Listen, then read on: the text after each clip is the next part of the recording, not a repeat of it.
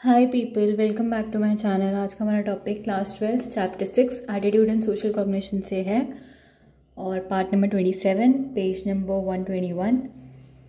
Impression formation हमने पढ़ा था, वहाँ पे परसीवर और टारगेट होता है। हमने ये भी देखा था कि परसीवर वो इंडिविजुअल है जो इम्प्रेशन फॉर्म करेगा और टारगेट वो इंडिविजुअल है जिसके बारे में इम्प्रेशन फॉर्म किया जाएगा। Individual about home impression is formed. ठीक है, तो हमने ये भी देखा था कि कुछ फैक्टर्स रहते हैं जो इम्प्रेशन फॉर्मेशन को इन्फ्लुएंस करते हैं और इम्प्रेशन फॉर्मेशन और एट्रीब्यूशन इन्फ्लुएंस होते हैं कुछ फैक्टर्स से, जो कि नेचर था कि इन्फॉर्मेशन कैसा है, उसका नेचर जो परसीवर को मिल रहा है, एंड सोशल स्कीमास क्या हैं परसीवर के खुद के, स्टीरियोटाइप्स या बायस आ जाएगा वो, पर्सनालिटी कैरेक्टरिस्टिक्स क्या है परसीवर का, और सिचुएशनल फैक्टर्स कैसे हैं जिस टाइम पे वो ऑब्जर्व कर रही है, इंप्रेशन फॉर्म कर रहा है टारगेट के बारे में, उस टाइम पे हालात, एनवायरनमेंट की कंडीशन कैसी है। ठीक है, तो आज का हमारा टॉपिक इम्प्रेशन फॉर्मेशन एंड कुछ एस्पेक्ट्स जो कि देखे जाते हैं इम्प्रेशन फॉर्मेशन में। जो प्रोसेस है इम्प्रेशन फॉर्मेशन का, उसके अंदर 3 सब प्रोसेसेस आते हैं: selection, organization and inference. Selection का मतलब हम सिर्फ कुछ बिट्स ऑफ इन्फॉर्मेशन ही लेते हैं ऑब्जर्व करने के लिए, देखने के लिए, जो हमें चाहिए होती है, जो हमारे लिए रिक्वायर्ड होती है। किसके बारे में ले रहे हैं हम इन्फॉर्मेशन? टारगेट पर्सन के बारे में।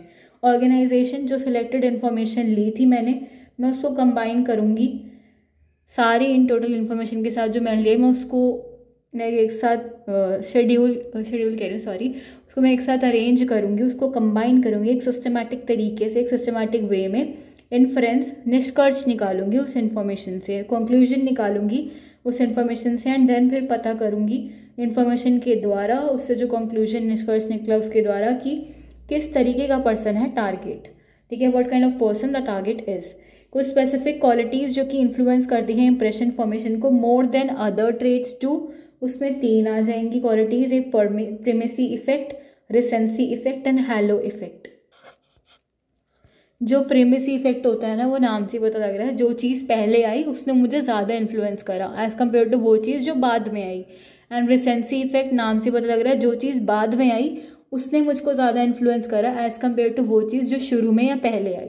ठीक है, अब एक बार देख लेते हैं, समझ लेते हैं इनको अच्छे से। तो ऑर्डर और सीक्वेंस, जिस तरीके से इन्फॉर्मेशन मुझे मिल रही है, वो अफेक्ट करेगी या इन्फ्लुएंस करेंगी कि किस तरीके का मेरा इंप्रेशन फॉर्म होगा, किस तरीके का मैं इंप्रेशन फॉर्म करूंगी about the target person.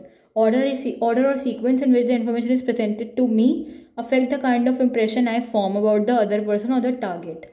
Mostly information जो मेरे को शुरू में और फर्स्टली प्रेजेंट की जाती है उसका ज़्यादा स्ट्रॉन्ग इफेक्ट होता है देन द इन्फॉर्मेशन जो मुझे एंड में या लास्ट पे प्रेजेंट की जाती है, और इसी को बोलते हैं प्रिमेसी इफेक्ट। पहले इंप्रेशन ही लास्ट इंप्रेशन बन जाते हैं, क्योंकि first impression are more important and stronger और they are like influencing me more than the last वाला पार्ट जो भी हुआ। ठीक है, लास्ट का इम्प्रेशन या जो एंड में किया टारगेट ने। हाउएवर, अगर परसीवर यानी कि मैं जो इम्प्रेशन फॉर्म कर रहा है उसको बोला जाए कि उसे ज़्यादा अटेंशन पे करना है सारी इन्फॉर्मेशन पर, और फर्स्ट इन्फॉर्मेशन पे अटेंशन पे नहीं करना है, इतना स्पेसिफिकली फर्स्ट इन्फॉर्मेशन पे उसे फोकस नहीं करना है, और जो भी इन्फॉर्मेशन एंड में आएगी या जो लास्ट में जो लास्ट में इंफॉर्मेशन आने वाली है मुझे उस पर ज़्यादा फोकस करना है, तो उसका ज़्यादा स्ट्रॉन्गर इन्फ्लुएंस होगा मुझ पर, और वो बन जाएगा recency effect. Because the information which is coming at the end और लास्ट, दैट इज अफेक्टिंग और influencing me more than the information जो कि शुरू में आया about the target.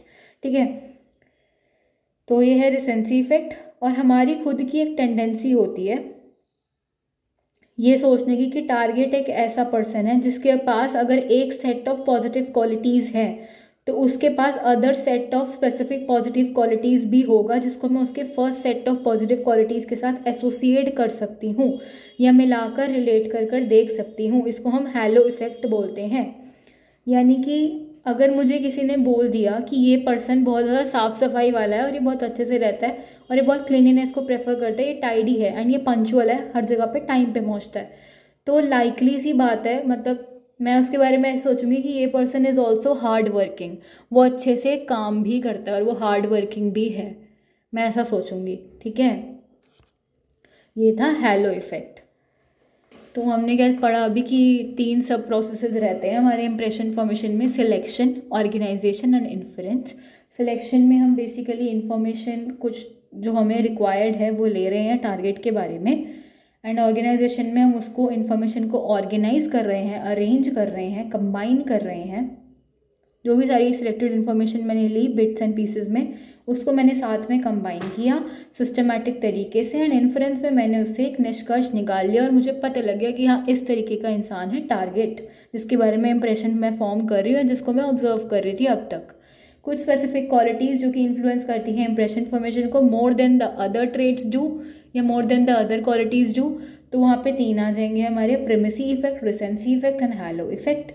प्रिमेसी effect, information जो मुझे शुरू में प्रेजेंट की गई है उसका ज़्यादा स्ट्रॉन्गर इफेक्ट है मुझ पर एज कम्पेयर टू इन्फॉर्मेशन जो मुझे एंड में प्रेजेंट की गई थी, तो ये है प्रिमेसी इफेक्ट। रिसेंसी इफेक्ट, अगर मुझे बोला जाए कि मुझे अटेंशन नहीं देना है सारी इन्फॉर्मेशन पर और स्पेसिफिकली फर्स्ट इन्फॉर्मेशन पे मुझे ध्यान नहीं देना है, तो इन्फॉर्मेशन जो कि एंड में आएगी मेरा ध्यान फिर उस पर ही जाएगा एंड वो स्ट्रॉन्गर इन्फ्लुएंस मेरे ऊपर जो है छोड़ के जाएगी। तो अगर लास्ट वाली इन्फॉर्मेशन मुझ पर ज़्यादा इम्पैक्ट छोड़ के जा रही है तो वो है रिसेंसी इफेक्ट। देन हमारी खुद की एक टेंडेंसी होती है कि हम टारगेट के बारे में ऐसे सोचते हैं कि like we have a tendency to think that a target person, अगर उसके पास एक सेट ऑफ पॉजिटिव क्वालिटीज़ है तो उसके पास other set of specific positive qualities भी होगा जिनको मैं एसोसिएट कर लूँगी उसके first set of positive qualities के साथ, एंड वो बन जाता है हैलो इफेक्ट।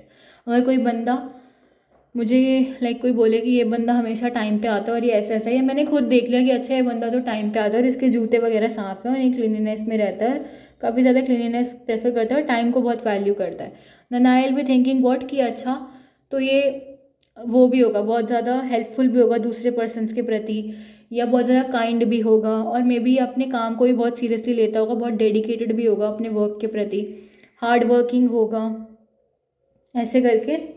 ठीक है, मैं उसके बारे में पहले से ही अजम्पशन बना लूँगी, वो हैलो इफेक्ट है।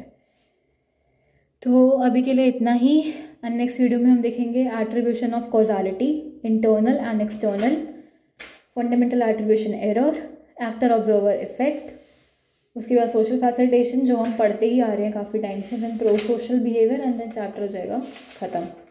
ज़्यादा नहीं बचा है बट फिर भी बचा है। तो अभी के लिए इतना ही, and thank you so much कीमती टाइम निकाल कर कीमती वीडियो देखने के लिए, एंड डू सपोर्ट जिज्ञासा Jaggu. Thank you so much.